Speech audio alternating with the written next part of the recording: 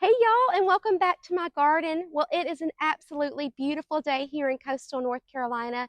It is 65 degrees. I got my short sleeve t-shirt on and it feels glorious. The sun, I just want to soak it all in, especially after a week of sitting in the snow. So today I have an exciting project plan. We are going to be trimming back our David Austin roses. So if you can go back with me about 9 months ago, I had a little tiny baby YouTube channel and I was just getting started.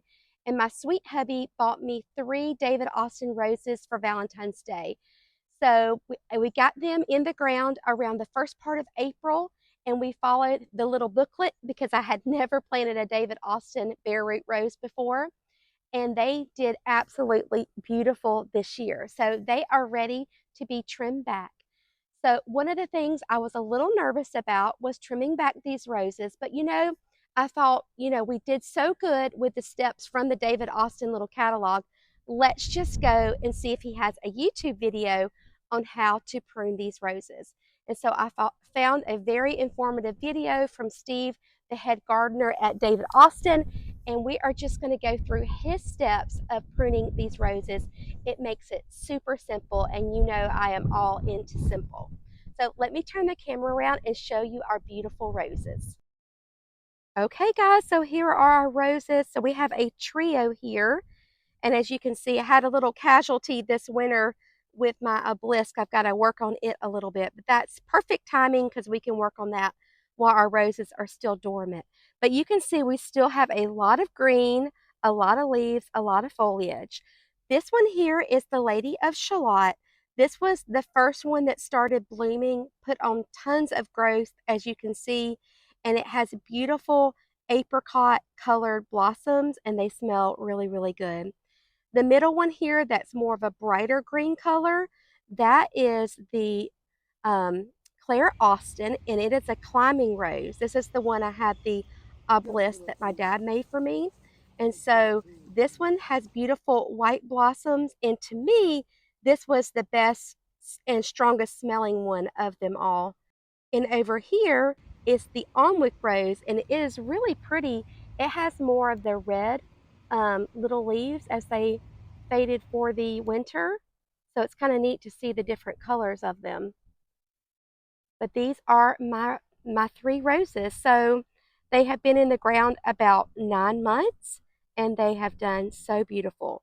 So we're going to go through the different steps to get these roses pruned back. First thing that Steve recommended was that we get something to measure. So we are going to use our tape measure, and we're going to use this little pole so we can do a measurement.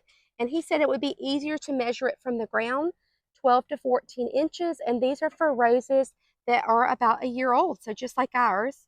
Then a pair of gloves, a pair of pruners, which they call secretaires, which I think is beautiful.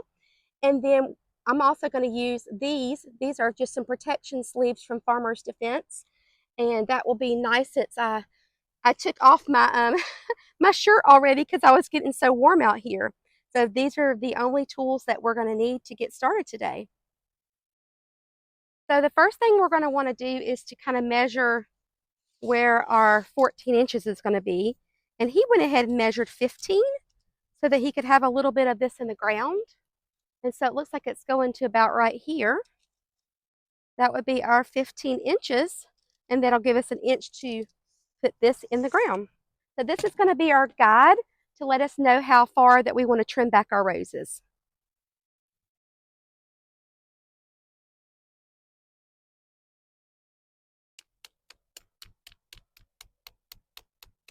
To this gauge or measure, I've cut it to about 15 inches so we can put maybe an inch or so into the ground. This gives us an idea of where you want to cut the rose.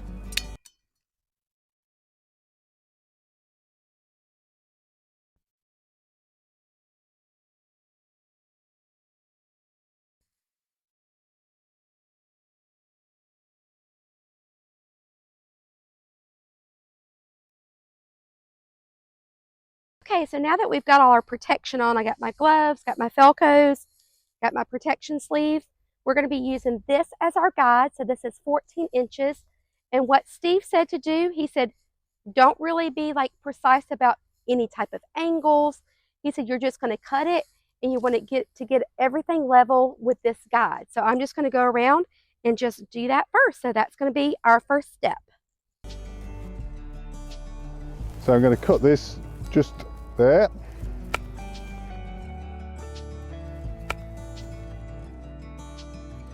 So we're using the gauge to give us our heights here. I'm not worried about where I'm cutting with the buds. Okay, so the first step is done. We got everything cut down to about 14 inches and it looks really good. So he said this will create a nice sturdy base. Then the next thing we want to do is to look for anything dead, diseased, or damaged, and we want to take those out. And he also said anything that looks spindly. And so those are the small little ones that we don't want to keep because he said those would not be strong enough to be able to support the weight of the rose. So we're going to do that next.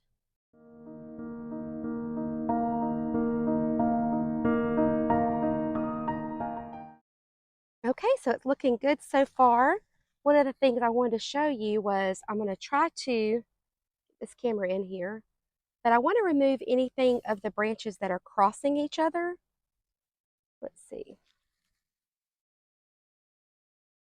Okay, so right here, you can see these branches are crossing each other. So I'm going to pick out these, whoop. So I'm going to pick out the strongest one to keep because we don't want these branches kind of crossing over each other.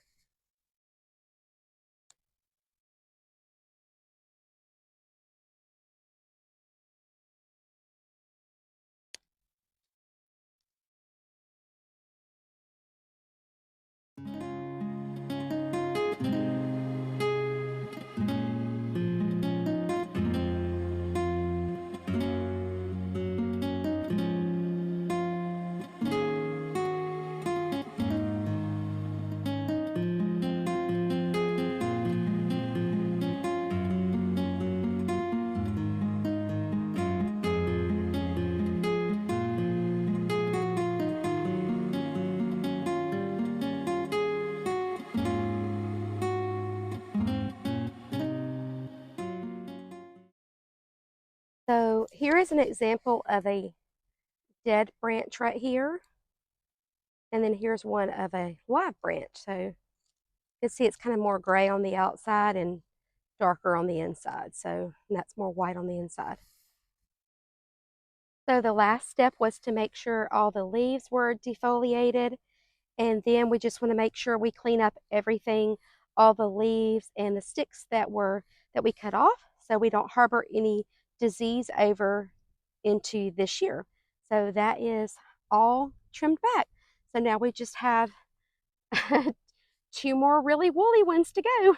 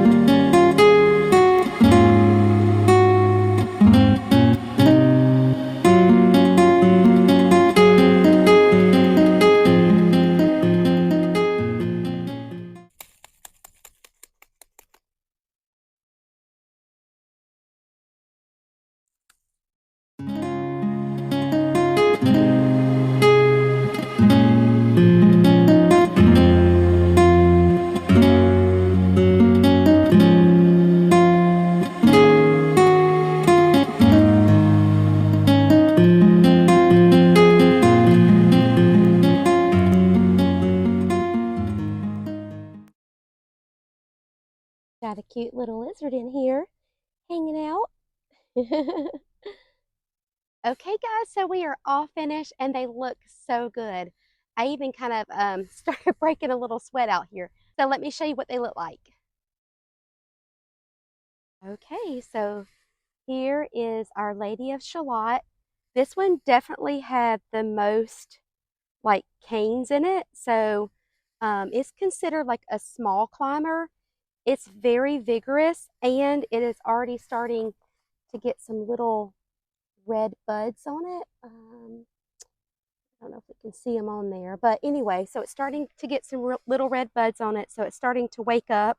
So good thing I went ahead and got that one trimmed when I did, even though we just had snow last week. So crazy. Very vigorous rose there. So it is all pruned up. Then our Claire Austin, she had the most like weird growing canes. I because she's a climbing rose, and actually I may end up moving this one, so we'll have to see what happens in the next couple of weeks. But so we got that one all trimmed up, and then the Almwick rose. This was definitely the easiest one to trim up, so I'm glad I did that one first. And so it is all trimmed up, and they are ready for a beautiful year this year. I did want to report back that my protection sleeves were awesome. They did so good and kept all of the briars out of my arms, and so that was much needed. So if you need something like this, I'll put these down in the description down below, but they have worked out really, really well. So if you're not wanting to get out there with long sleeves or a jacket, these protection sleeves I definitely recommend. So I hope this was helpful for you. I hope it was inspirational, and I hope that you will not be afraid to tackle those roses like I was, because it turned out to be super easy. And these roses are just such hardy roses from David Austin. I just feel like you can't do much wrong with them. So I hope you have a great day, and I hope you have a chance to get in your gardens today. Bye, friends.